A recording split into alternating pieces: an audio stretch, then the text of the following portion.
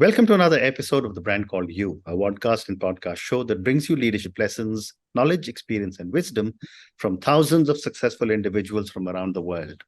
I'm your host, Ashutosh Garg, and today I'm delighted to welcome a very, very senior and accomplished professional from Bangalore, India, Mr. Eric Savage. Eric, welcome to the show. Thank you, Ashutosh. Real pleasure to be here. Thank you. Eric is the co-founder and chief executive officer of Unitus Capital. He was earlier with Citigroup, and he has been named amongst the Indian Expat Entrepreneurs of the Year by Expat Entrepreneurs Circle. So, Eric, before we talk about Unitus Capital, tell me a little bit about your own journey in brief. Sure. Happy to do so. So I'll mention my childhood because I think it was different from most people, and it's had a huge impact on me and in my life. So I grew up in Toledo, Ohio. So I didn't grow up in Bangalore. And my parents had a huge impact on me, and they really emphasized three things. One was, kind of working hard. Two was a sense of adventure.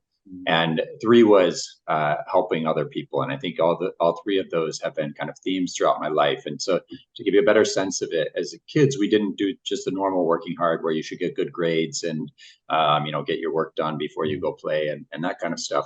We also did, I guess, what you would call child labor, in that we, in the summers, and spring, summer, and fall, we sold vegetables. So we had a farm nearby in Michigan, where my 5 brothers and sisters and I planted a vegetable garden with the help of our mother, and then grew the vegetables and cleaned them. And then we had 2 massive wagons. They were probably like 6 feet by 4 feet, that were handmade, that we pulled up and down the streets or the sidewalks of our neighborhood. And then we'd go ring the doorbell at every door and say, "Hi, ma'am, would you like to buy some fresh vegetables?" And we did like every vegetable you could think of: peas, carrots, tomatoes, potatoes, even Brussels sprouts and stuff like that.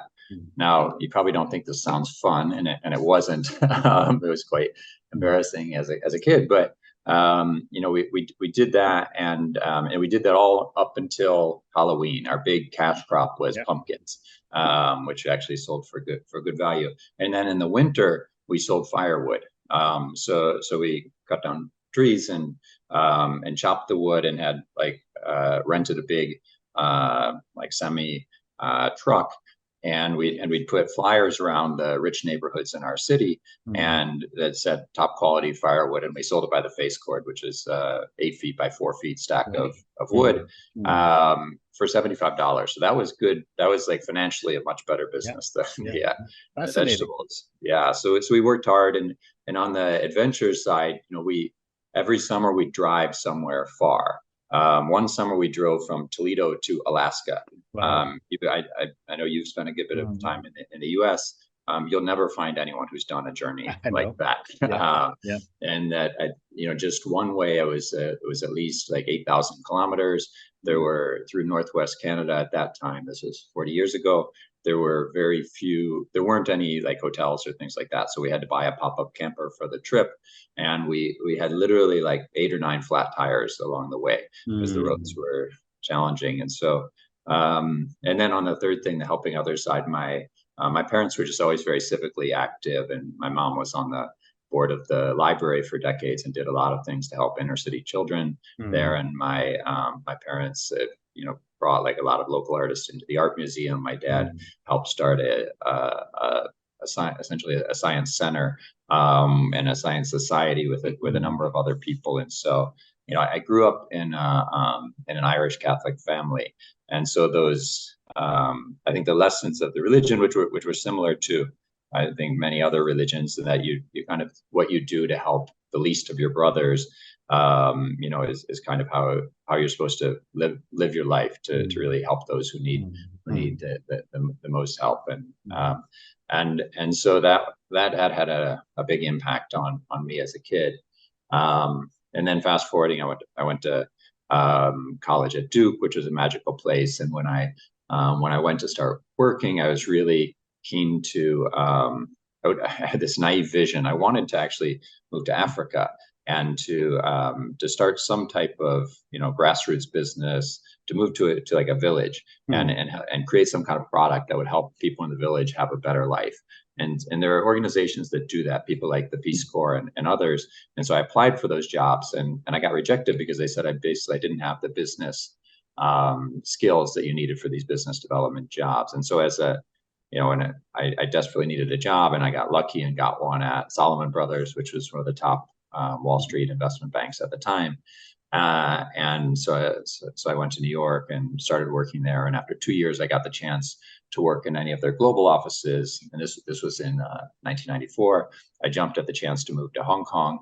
The Asian markets were just opening up at that time. And I ended up staying there for quite a while, for 12 years in Hong Kong. And I got to do a lot of cool things. I worked on one of the first IPOs out of China. I worked on very large privatizations in Korea and Thailand, and I did a 100-year bond, a bunch of M&A. I've worked on financing the SkyTrain in Bangkok, bunch of things. And during that time, Salomon became part of Citigroup.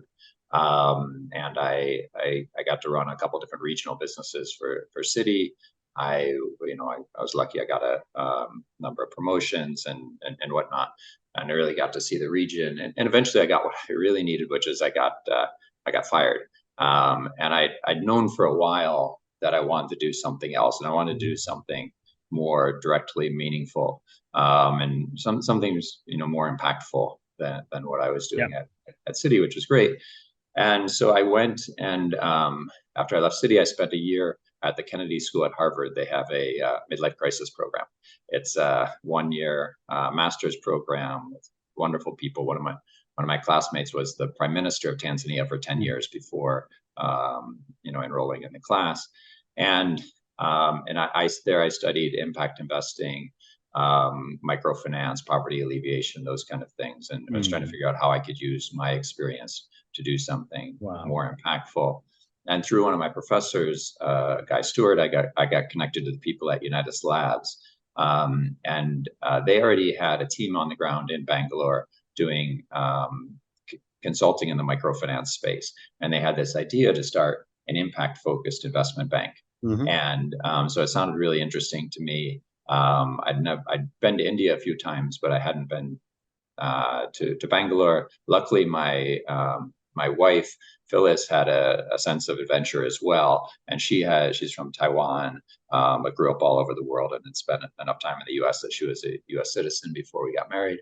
And she'd actually lived in India before. She'd worked in Delhi, and had a very good experience with that. And so she and I and our 3 young kids moved to Bangalore. This was in 2007. So we've been here the last 16 years. We launched this impact-focused investment bank. Unitus Capital. We did it. The timing was like comically bad. We successfully raised our seed capital round the week before Lehman Brothers went bankrupt. And so at a time when all of the top global investment banks were needing bailouts from the U.S. government, we decided to launch this impact-focused investment bank. Wonderful. Fortunately, we've had we've had all kinds of challenges, but we've stuck with it. We now have 3 businesses. The mothership is an investment bank, Unitus Capital, that's been that's been very active. We've raised money for more than 250 companies. We've raised more than $4 billion for those impactful businesses. Our second business is UC Inclusive Credit, which is a non-bank finance company. And MVFC, we give loans to very early stage impact businesses. And Abhijit Ray, who's my co-founder of Unitus Capital, he and the team there are doing a wonderful job in that. And then we've just launched an equity fund called UC Empower. And so that's investing in early growth companies in the financial inclusion and climate space. Fascinating. So Eric, for my viewers and listeners, let me ask you a very basic question. How do you define the term impact investment, and what kind of companies qualify for you to consider them as an impact investment? Sure. So I think the second part of it is well understood. The investment part, people are investing and looking to, in most cases, make as much money as they can on their investment within whatever their risk return parameters are. then the impact of it is basically you're saying you're looking to make. Typically, there's a spectrum of what type of financial return people are looking to make, but usually it's a very high financial return, and people are looking to make that financial return and also have a big positive social impact in terms of what they're doing. And so, it's really looking to use the power of capitalism more than the power of philanthropy in terms of generating that. So I'll give one example that's probably an extreme example, but it exemplifies how this works. You probably, and some of your listeners would have heard of Bandhan Bank. Bandhan Bank was a microfinance company, is now a bank based out of Calcutta. So when we started working with them at the same time we were launching Unitus Capital 15 years ago, they were actually a nonprofit company, and we helped them transform from a nonprofit into a for-profit company. And they already had some good momentum in building a microfinance business, giving loans to low-income people. And we helped them raise some equity capital so that they could grow a lot more. At that time, we raised $10 million. They raised a good bit later, and they've had incredible success. So they're now across the country serving many millions of low-income customers. And then they did an IPO a few years ago. At one point, their market cap was $10 billion. So they've generated huge impact in that they provided these affordable loans to millions of low-income people that they've used to improve their lives, and they've generated terrific financial returns for their investors. Fascinating. And how do you ensure, or Unitus Investment or Unitus Capital ensure financial viability of projects without compromising on the social and environmental impact? Yeah, I think that I think that this is where kind of Adam Smith's invisible hand comes to play, and that that basically the free markets and capitalism incentivize investors to do things that are in their best interest. And so you need to have basically a business model where you align the incentives, both from an impact as well as from a return perspective. And so it's important that that your business is truly impactful, but it's also important that it makes money. And so you might have somebody who says, "I've got this great company idea. I'm going to go out into the slums where there are a lot of low-income people, and I'm going to hand out money to them." Obviously, poor people get money, they become wealthier, that improves their lives. And then the investor would say, "Well, that sounds interesting, but how am I going to make money doing that?" And you'll say, like, "Well, I'm doing so much good, people are going to give me more money, and I'll take a commission on it or something." The person will say, "You're a moron," that may be a well-meaning moron, but that's not a business. And so you need to have a business where the inherently baked into the business model is something that both is going to have the impact that you want, that typically will have some aspects of inclusivity, affordability, or environmental, social relevance to it, and also is generating returns. And fortunately, we've seen that lots and lots of businesses can do that. Just to give kind of one data point, we published a report recently on the exits that we facilitated for investors. And so in the last few years, we've facilitated more than 50 exits for investors. And the median return on those exits is in excess of 40%. So an IRR return. So a really high return. Now there's bias in the data, in that obviously an investor wouldn't hire us to sell their investment unless they thought it was worth something. But it's just, it means that there are lots and lots of businesses that are generating very good returns for investors, and all of which are also, meet our criteria on the impact side, that they're providing affordability and accessibility, inclusivity for products and services that are useful to low-income people. So we've seen that again. Very interesting. And my next question is that, and let me move to impact banking.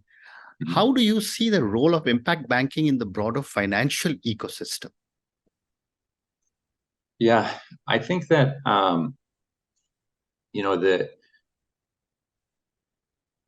there's there are many, kind of problems that just generally growth will help with, economic growth. But then there are a number of, specific social problems where the business, you need to purposefully, kind of create that business model to make a difference. And so you'll have people decide that, okay, we'll set up, say, a lending business just to give loans to to affordable private schools. So these are schools that charge, say, 20,000 rupees or less per annum, so $250 or less per annum, to give a reasonable quality education to children. Those, because of the way the education system is structured here and the way those schools are structured, a bank typically won't give a loan to them. So you can set up a non-bank finance company, and there are multiple of them. There's India School Finance, Vartana is the largest, Shiksha, and so they've set up these specifically to fund them, and these companies in aggregate have funded many hundreds of millions of dollars to these schools, to allow the schools to build, say, girls' bathrooms or playgrounds, extra classrooms, those kind of things, as well as give loans directly to the students. And so these are, at a kind of grassroots level, helping in aggregate millions and millions of low-income children. Similarly, you'd have lots of business models that are helping people, build recycling businesses, things that are part of the circular economy. And so those are things that if you didn't have people who had this specific lens saying, I want to make an impact, and I also are looking to drive financial returns, then these businesses wouldn't go funded, and you wouldn't have that big impact. Yeah, great response. Thank you. My next question is that what, in your view, is the role of technology when it comes to impact banking? Because you're affecting millions and millions of people around the world. Yeah. So I think that, technology is, of course, it's important for every business, and every business is either a tech business or a tech-enabled business, or will be soon. And so I don't know, as investment bankers, I think we're part of the knowledge economy that may get replaced by algorithms and bots and other things that are possibly coming in our way. And our artificial intelligence is going to creep into everything that we do. And so I think the nature of investment banking, impact investment banking, impact investing is going to change over time. I would say I'm an optimist by nature, in that generally as humans that are more intelligent get lots of benefits from that. They get higher incomes. They tend to have, report higher levels of happiness. They certainly have more longevity, better health, and just really, really strong positive outcomes across the board. And so to the degree that we can use technology to improve our lives in lots of ways, to improve our intelligence, the intelligence part of our artificial intelligence, it should allow all these things to happen better. I mean, I remember when I first started my career, this was 30 years ago, I got invited to the going away party for a lawyer who I'd worked with. And so he was 40 years older than me. And he was commenting at the beginning of his career, he used to, when they were making the legal documents for investment transactions, they literally physically copied them, because they didn't have copy machines at that time. And so all of these, incremental changes in technology add up very, very significantly. And we work with a number of companies that have strong, interesting, wonderful technology. Just as an example, there's a company here in Bangalore called String Bio, and they basically, it's a deep tech company that converts methane gas into protein. Protein that can be used as an animal feed, maybe eventually as human feed. And methane gas is, as you probably know, is horribly damaging for the environment. It's more than 20 times worse than carbon. And so this kind of technology can have a huge, massive positive impact. There's another company here called Avanti Finance, which basically provides technology for the financial services company. It's an open access platform that is kind of presenceless, touchless, but allows incredible flexibility, so that both the users and suppliers of capital can create bespoke financial products that get really helpful financial products into the hands of low income people. And so lots of people doing very big things. No, you're so right, because impact is becoming a very significant part of virtually every company and every private equities portfolio around the world.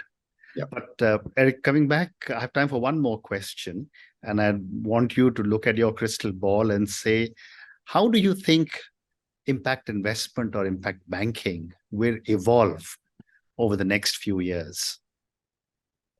It's a good question. I mean, over a period of time, things change rapidly, right?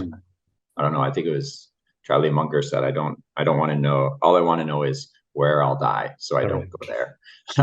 But and 10 years ago, we had no Zoom. We couldn't have done this call. We didn't have, my lunch would be different because there was no Zomato or Swiggy or DoorDash or whatever. But I think that, and Muhammad Yunus used to say things like, microfinance is going to put poverty into museums, and it'll be a thing of the past.